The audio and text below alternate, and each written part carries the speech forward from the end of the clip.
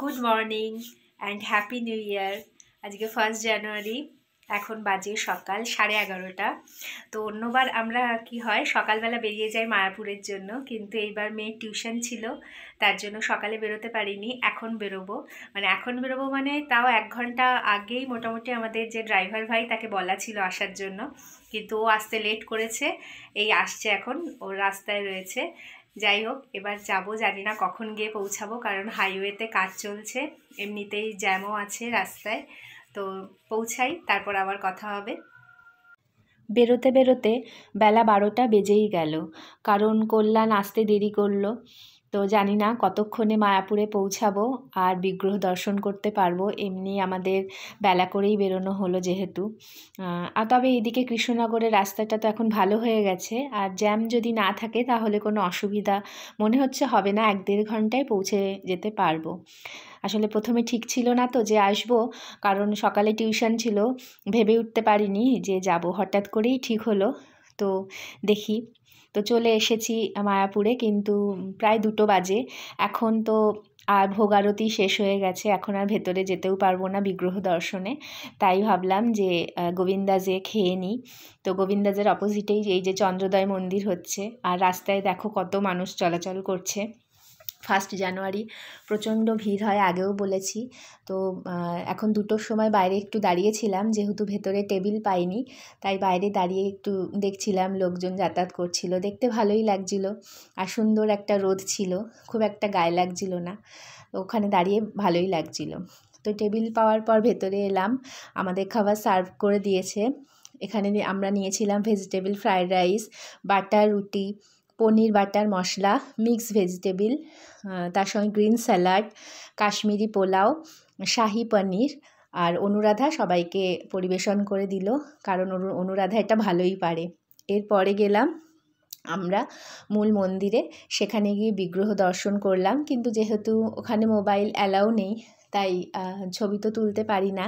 যারা মায়াপুরে এসেছো তারা জানো, মোবাইল আগেই, সব ক্যামেরা আগেই জমা দিয়ে তারপর মূল মন্দিরে ঢুকতে হয়।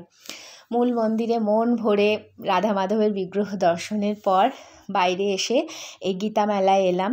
গীতা মেলাতে যতবার আমি এখানে আসি, যখনই গীতা মেলা চলে তখন আমি এখানে বসে বিভিন্ন প্রভুদের যে গীতার শ্লোকের বিশ্লেষণ সেগুলো আমি শুনি। এখানে বিভিন্ন বিদেশি প্রভুরা, মাতাজিরা হরিনাম সংকীর্তন করেন, সেইগুলো শুনি বসে বসে। অনেক মানুষ শোনেন, খুব ভালো লাগে, পরিবেশটা এত সুন্দর। আর ওই মেলার চারিদিকে বিভিন্ন খাবারের স্টল, তারপরে ঠাকুরের বিভিন্ন জামা কাপড় এবং থালা বাসন পিতলের, এগুলো স্টল থাকে, মহাপ্রসাদের স্টল থাকে। তো সেখান থেকে আসার সময় দেখো কি সুন্দর ফুল ফুটে রয়েছে ওই গীতা মেলার মধ্যেই। বাইরেও বাগানে তো শ্রীকৃষ্ণের প্রচুর ফুল আছেই, শীতকালে তো চারিদিকে ফুলে পুরো ভরে যায়, কিন্তু গীতা মেলাটাও ভেতরটাও এত সুন্দর করে সাজিয়েছে না, মানে মন ভরে যাচ্ছে। আর এইখান থেকে স্টল থেকে আমি মহাপ্রসাদ নিলাম আসার সময়, কারণ মানে প্রায়ই আসা হয় বলে তো আমার না বেশি কিছু কেনাকাটা থাকে না মায়াপুরে, কিন্তু মহাপ্রসাদটা আমি মনে করে নিয়ে আসি। তো এখানে ঘোরার পর মেইন গেটের দিকে গেলাম, কারণ আমরা যেহেতু পিছন দিয়ে ঢুকেছি আজকে, গাড়ি পার্কিং ওখানে ছিল, সামনের দিকটা পার্কিং করিনি, ওর জন্য পিছনের রাস্তা দিয়ে ঢুকতে হয়েছে। তো সেখান থেকে এলাম ঝর্ণার কাছে, ঝর্ণা দেখলাম। তার পাশেই তো শ্রী প্রভুপাদের সমাধি মন্দির, সেটা বাইরে থেকেই দর্শন করলাম, কারণ প্রায়ই আসা হয় বলে সমাধি মন্দিরের ভিতরে এসে দিনের বেলা যখন আমরা অনেকটা সময় নিয়ে আসি, তখন শ্রী প্রভুপাদের সমাধি মন্দিরে গিয়ে বেশ খানিকক্ষণ বসে থাকি। ওই শান্ত নীরবতাটা খুব ভালো লাগে। তো আজকে আর যাইনি, হাতেও সময় কম ছিল, আর এখন প্রায় 6টা বেজেই গেছে, আবার ফিরতে হবে, কারণ যাওয়ার পথে আবার হয়তো রাস্তায় জ্যাম থাকতে পারে, জানি না। তো বাইরে থেকেই এই মন্দিরটাকে ভালো করে দর্শন করলাম। এত ভালো লাগে, এত সুন্দর করে আলো দিয়ে সাজানো থাকে শ্রী প্রভুপাদের এই মন্দিরটা, সমাধি মন্দির। আর এর পাশেই তো আবার মূল মন্দির যেটা, সেখানে হরিনাম সংকীর্তন তখন চলছে, আর তার সামনেই চন্দ্রোদয় মন্দিরটা তৈরি হচ্ছে।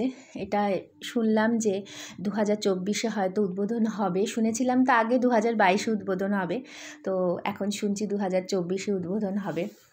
সেখান থেকে আশেপাশে যে বিভিন্ন জামা কাপড়ের স্টল থাকে, ঠাকুরের গয়না, তারপর ঠাকুরের থালা বাসন বিক্রি হয়, সেই স্টলগুলোতে একটু ঘুরলাম।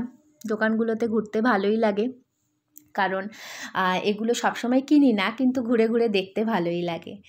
এবার ফেরার পালা, ফিরছি।